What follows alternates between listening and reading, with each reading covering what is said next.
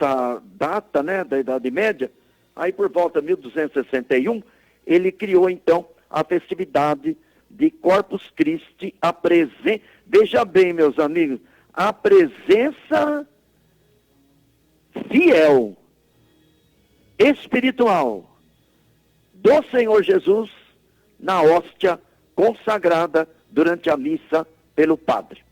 Então, professor, essa festa... As hóstias que estão no cálice também, para distribuir depois aos fiéis, não é? Professor, essa festa, então, ela foi instituída pelo Papa Urbano IV em 8 de setembro de 1264, né?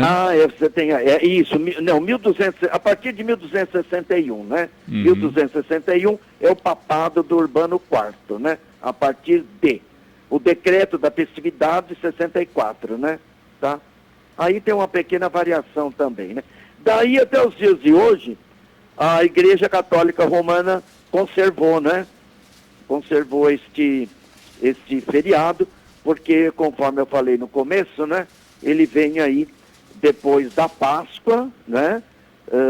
50 dias depois da Páscoa, é o domingo de Pentecostes. 50 dias tem domingo, algumas... O domingo que vem depois é da Santíssima Trindade, e depois o domingo da Santíssima Trindade, que essa semana que nós estamos, domingo passado, né? A quinta-feira após o domingo da Santíssima Trindade é Corpus Christi. Eu estou vendo aqui algumas pesquisas, dizem que são 60 dias após o domingo de Páscoa, mas na verdade é 50, né? Pentecostes. 50 Pentecostes, né? Esses 60 dias aí, ele tem muita relação com o judaísmo, porque o cristianismo segue a linha judaica, só que com festas diferentes, né? Enquanto o outro está comemorando a Páscoa, a saída da escravidão do Egito, né? Recebendo as tábuas da lei no Monte Sinai com Moisés, né? O Senhor Jesus está se dando à humanidade também, como se fosse aí, quem quiser entender, né? Uma lei, uma ordem, a fraternidade, o amor humano, né? Então, tem essa relação toda. Então, 60 dias depois ou melhor, domingo 60 de Páscoa. dias depois da Páscoa, né? Vem o domingo de Pentecostes, né? Porque a palavra Pentecostes significa 50.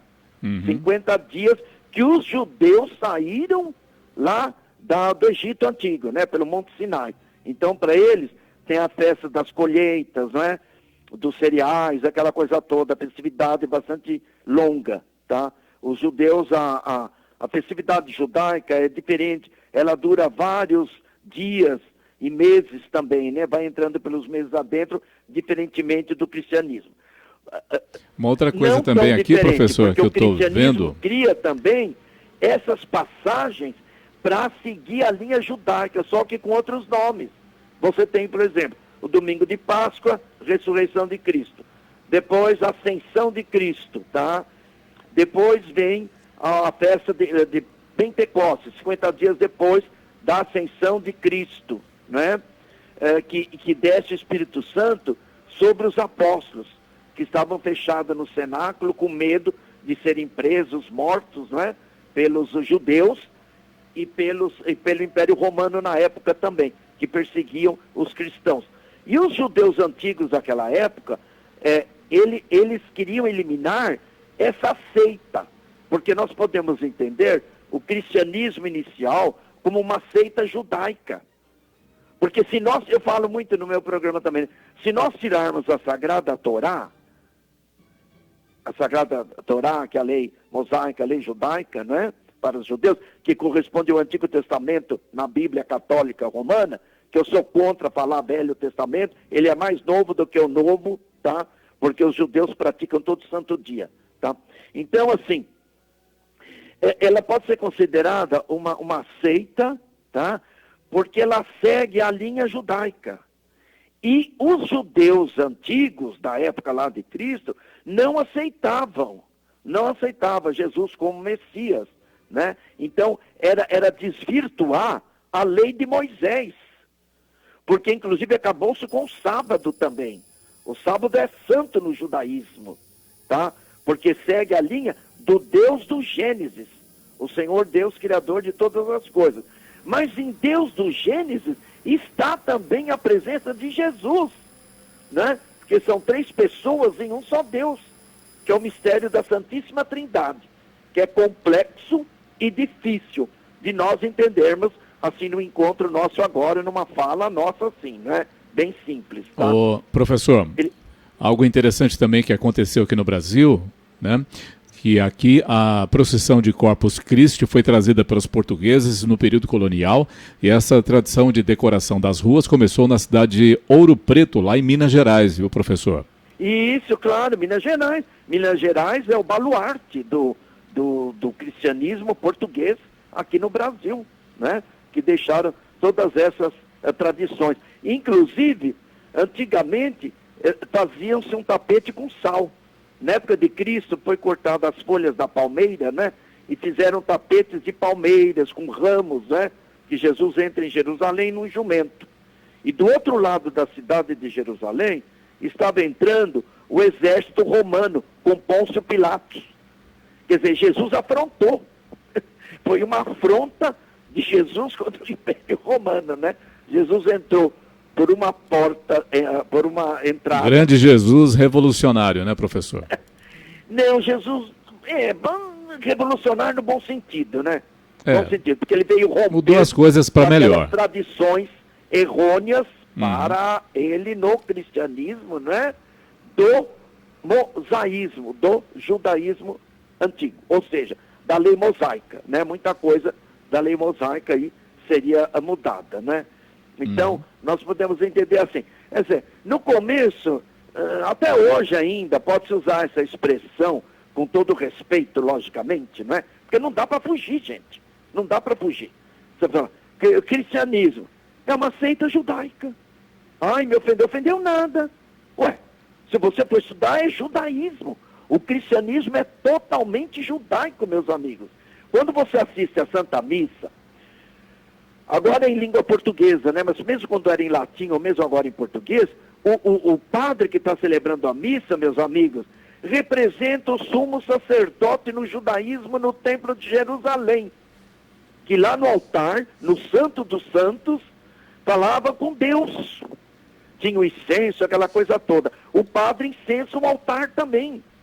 Repete o judaísmo aí. Por quê? Jesus, que é o cordeiro, que vai ser imolado. Porque na época do judaísmo antigo, né, matavam-se boi, ovelhas, cabrito, né, no altar fora do templo, né, na área externa do templo. Tá? Isso era um costume idólatra. Todos aqueles povos antigos ofereciam animais e seres humanos também. Nenê novinho que nascia era imolado no fogo aos deuses, para aplacar a ira dos deuses. Não é? Então, essa parte de holocausto, o judaísmo não pôde fugir na antiguidade. Foi influenciado pelos povos da Palestina antiga. Aliás, quem diz isso não sou eu. É o grande filósofo judeu Maimônides, que escreveu o livro aí, O Guia dos Perplexos. Os judeus estudam Maimônides todo santo dia, né? O Guia dos Perplexos, Santo Alberto Magno, Papa, estudava o Guia dos Perplexos de Maimônides. São Tomás de Aquino estudava o Guia dos Perplexos de Maimônides, né? Porque ele trabalha as alegorias e a Sagrada Torá, com as explicações todinhas, né? A Mishnah, a tradição judaica, não é? Está todinha aí no Guia dos Perplexos do grande filósofo Maimônides, judeu. E Maimônides diz o seguinte: a única coisa que o judaísmo antigo não pôde se libertar foi de holocausto a Deus do Gênesis, ao Senhor Deus, imolando bois, cabritos, ovelhas, não é? Animais que ofereciam a Deus, não é? Então, por isso que hoje em dia, algumas denominações evangélicas, principalmente neopentecostais, pentecostais e algumas outras, não é? Pega os pedidos dos fiéis, não é? E sobe aqui no Monte Jaraguá, aqui em São Paulo. Lá em cima faz a fogueira e joga, né? Os pedidos todos para queimar e a fumaça sobe para o céu, né? Sobe para o alto, logicamente. Supõe-se que Deus lê todas as mensagens e os pedidos de todos os fiéis da igreja, tá? Porque eu já falei, muitos ouvintes também sabem, né? Eu já frequentei 5 grandes denominações evangélicas, né? E fiz meus pedidos também, tá? E o pastor, o apóstolo, vai com um monte de gente, sobe o monte, lá fazem oração, né? Porque era costume falar com Deus subindo no monte, numa elevação qualquer, tá? Porque você está mais perto de Deus, subindo no monte, e você está mais isolado de barulhos do mundo terreno, certo? Do mundo nosso, mundo profano, mundo terreno. Então você se isola no silêncio da altitude e você entra em contato com o divino, tá? Bom, então... Professor, mas no judaísmo não tem mais essa coisa de imolar animais mais não, né? Não, gente, isso é do passado. Isso aí não existe mais de jeito nenhum. Isso não existe. Mesmo porque, Luiz e os ouvintes, não existe mais o Templo de Jerusalém. Não existe o Templo de Jerusalém mais. Os judeus foram dispersos pelo mundo todo e muitos criaram outras denominações judaicas também. O judaísmo não é único, certo? Ele tem várias denominações dentro do judaísmo, certo? Você pega, por exemplo, na região da Etiópia, né, da Abissínia, mesmo na África ou na Ásia, tá? Mesmo a diferença entre Portugal e Espanha e Alemanha também, né? Tem linhas judaicas, segue a Torá. Todo mundo é a lei mosaica, Sagrada Torá, tudo, isso é a mesma coisa. Mas tem costumes diferenciados entre eles. Mas de imolar animais, isso é na antiguidade. Isso é naquela época antiga, né? Porque foi uma cópia do mundo idólatra daquela época que os judeus não conseguiram se libertar. Porque a influência dos povos idólatras na Palestina era muito grande, tá? Isso Maimônides fala aí no Guia dos Perplexos também, né? Tem algum segmento de religião aí... que não conseguiram se libertar foi da imolação de animais, tá? Professor, algum segmento da religião brasileira, né? Umbanda ou Candomblé, não sei, Umbanda, ainda tem essa prática de imolação ainda de animais? Bom, aí já é a parte, né? Aí já é outra. Aí você vai pegar a linha afro-brasileira. Afro-brasileira, né? Adaptação, né? Afro-brasileira do Candomblé, da Umbanda, né? Então, tem esse costume, tá? É uma tradição cultural. E tradição cultural não se critica e não se discute, tá? Porque é uma tradição cultural que ficou, que não acabou, tá? Então, aí já seria uma outra linha, né? Da espiritualidade, influência africana, né? Então deu aí o binômio, né, afro-brasileira, né, tá? Já seria assim uma outra parte, tá? Mas dentro do judaísmo não existe mais isso hoje, né? De você fazer essa matar boi, que nem Salomão, quando foi lá inaugurar do Templo de Jerusalém com Salomão, foram imolados, imagina vocês, 1000 bois. Já pensou matar 1000 bois, queimar 1000 bois aí?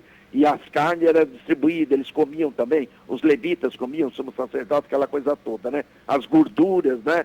Tinha um ritual todo lá bastante interessante, né? E também teve um período, porque os povos idólatras da Palestina imolavam crianças também. Né? Crianças?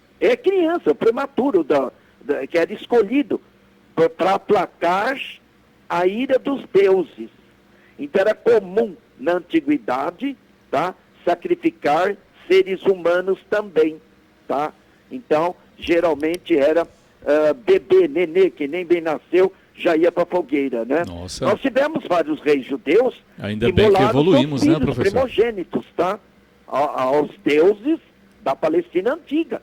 E aí veio a ira divina, que os profetas condenaram, amaldiçoaram lá o rei, vários reis de Israel antiga, né? Caíram na idolatria também, e provocando a ira divina. Mas hoje em dia não tem mais nada disso. Agora, segundo a tradição, professor, o que eu acho interessante, eu até vou mostrar uma foto aqui, me parece que é de Minas Gerais, Ouro Preto, né? Que é o tapete. Tapete muito bonito, fica muito bonito, né? É uma tradição, essa caminhada aí da procissão, ela é realizada nas ruas próximas da paróquia e sempre por cima do extenso tapete confeccionado pela população, né? Esse tapete... Então mudou-se. É uma representação de... Faziam com sal colorido, sal branco, tudo. Vários símbolos bíblicos, né? Desenhados e decorados manualmente. Serragem colorida, né? E serragem, sal, né? Pó de café, pedra, areia, farinha, papelão, né? Que legal, muito legal isso, né? Muito bonito isso. Todo para receber a presença de Cristo vivo na hóstia consagrada.